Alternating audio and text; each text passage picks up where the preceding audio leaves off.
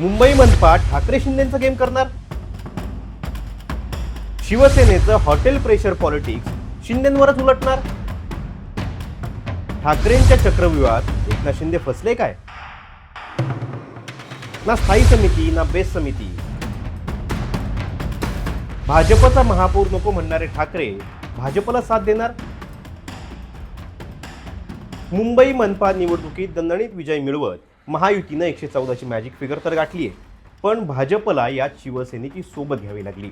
भाजप जो स्वबळावर सत्तेत येईल असं वाटत होतं, त्यांना 89 जागा मिळाल्या तर शिंदेंना 29. आकडा झाला 118चा.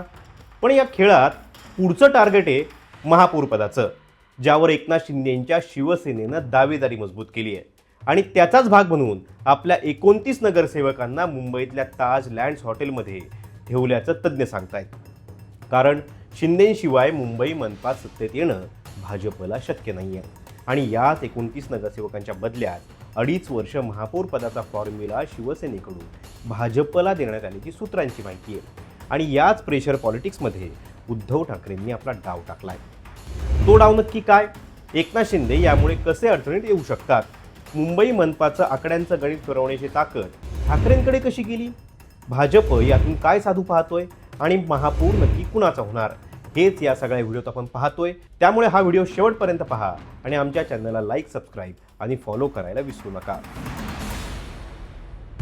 सगळ्यात पहिला प्रश्न, महापौर पदासाठी शिंदेंच्या शिवसेनेकडून कुठला फॉर्म्युला देण्यात आलाय? तर मुंबई मनपा शिंदेंच्या शिवसेनेनं 29 जागा जिंकल्यात, तर भाजपनं 89. मॅजिक फिगरसाठी भाजपला 25 जागा कमी पडतायत. त्यामुळे सत्तेत येण्यासाठी भाजपला शिंदेंना सोबत ठेवणं गरजेचं आहे. हीच भाजपची गरज ओळखून शिवसेनेनं प्रेशर पॉलिटिक्स केलं जात असल्याचं सूत्र सांगतायत. जसे निकाल आले तसं शिंदेंच्या शिवसेनेनं हालचाली सुरू केल्या. जिंकलेल्या प्रत्येक नगरसेवकाला बोलवण्यात आलं आणि त्यांना मुंबईतल्या ताज लँड्स या हॉटेलमध्ये हलवण्यात आलं. ज्यावेळी याचं कारण शिवसेनेला विचारलं गेलं त्यावेळी त्यांनी काय सांगितलं ते ऐका. एक लक्षात घ्या की आम्ही महायुती म्हणूनच इलेक्शनला समोरं गेलेलो आहोत आणि महायुती म्हणून जिंकलेलो आहोत.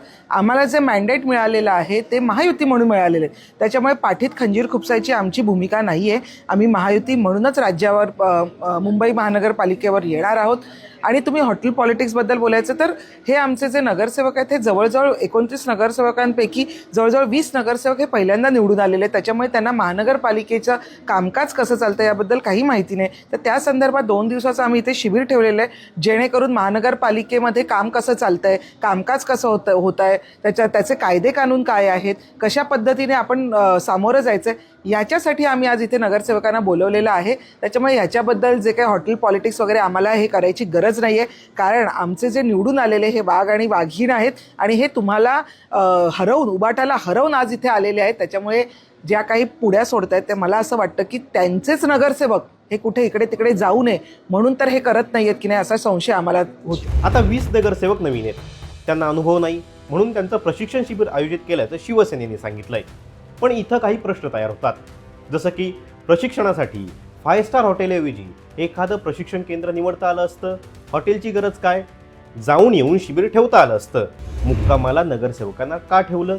महापौर पदाच्या निवडीनंतरही प्रशिक्षण होऊ शकलं असतं, ते आताच का घेतलं गेलं? 20 नगरसेवक नवीन असतील तर उरलेल्यांना तिथं का पाठवलं गेलं? शिवसेना नगरसेवकांना माध्यमासमोर आणलं का जात नाही? देवेंद्र फडणवीस दावोसला असताना हे नक्की का केलं गेलंय? असे अनेक प्रश्न आहेत ज्याची उत्तरं शिवसेनेकडे नाही आहेत. त्यामुळेच राजकीय विश्लेषक याला प्रेशर पॉलिटिक्स म्हणतायत. पण या प्रेशर पॉलिटिक्सवर आता भाजपकडूनही तोडगा काढला जातोय आणि तो तोडगा शिंदेंना आकड्यांच्या गणितात तोट्याचा ठरू शकतो. आणि भाजपची ही भूमिका असेल, ना महापौरपद, ना स्थायी, ना बेस्ट. महापौर फक्त भाजपचाच. जरी शिवसेनेकडून महापौर पदासाठी दावेदारी करण्यात आली असली तरी मुख्यमंत्री देवेंद्र फडणवीसांनी पक्षश्रेष्ठींपुढे गेल्यानंतर याला स्पष्ट शब्दात नकार दिलाय.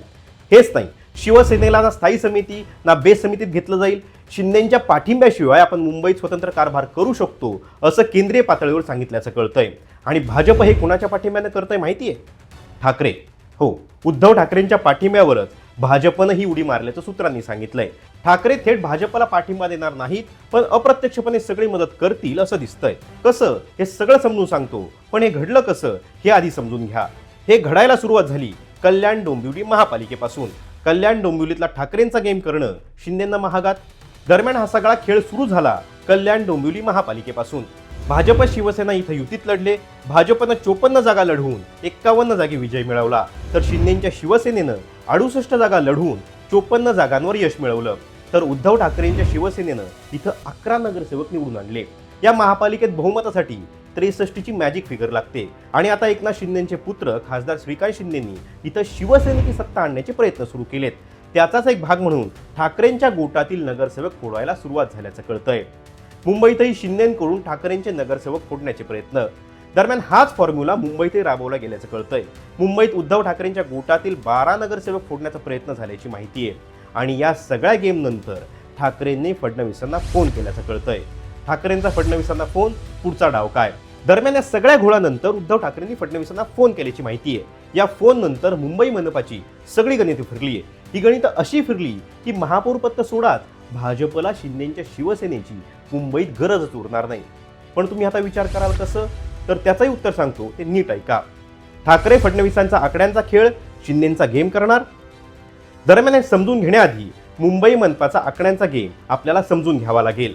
तर मुंबई मनपात एकूण जागा आहेत 227, बहुमतासाठी लागतात 114, भाजपला मिळाल्यात 89, शिवसेनेला मिळाल्यात 29, उद्धव ठाकरेंच्या शिवसेनेला मिळाल्यात 65.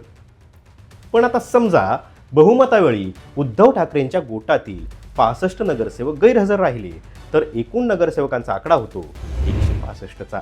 म्हणजे बहुमताचा आकडा कमी होणार, तो होणार आता 82चा. आता या परिस्थितीत भाजपकडे किती नगरसेवक आहेत? 89.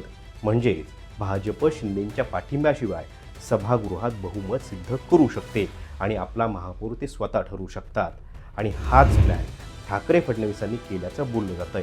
हा प्लॅन झालाच तर ना शिंदेंना स्थायी समिती द्यावी लागेल, ना बेस्ट, ना महापौरपद. सगळे अधिकार भाजपकडे राहतील.